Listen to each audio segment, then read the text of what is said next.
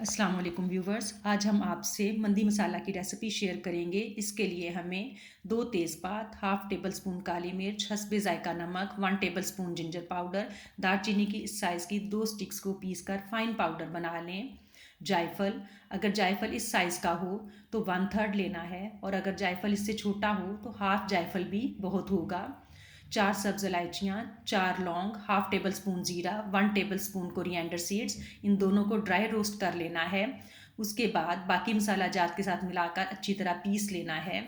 Pan को पहले गर्म होने दें, उसके बाद इसमें कोरिएंडर सीड्स डालें और 15 से 20 सेकंड के लिए पहले इनको रोस्ट करें।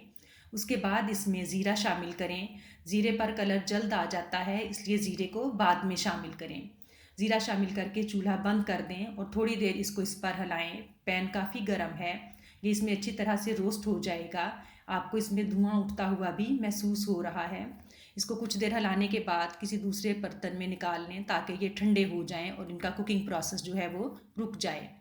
इसके बाद जब ये ठंडे हो जाएं तो बाकी मसालों के साथ मिलाकर इनको ग्राइंडर में अच्छी तरह पीस लेना है, और पिसे हुए मसाला जात को भी साथ ही शामिल कर दें ताकि पिसते हुए तमाम मसाला जात जो हैं वो आपस में यकजान हो जाएं। ये मसाला जो है ये 800 ग्राम चिकन और 800 ग्राम चावलों के लिए काफ़ी है।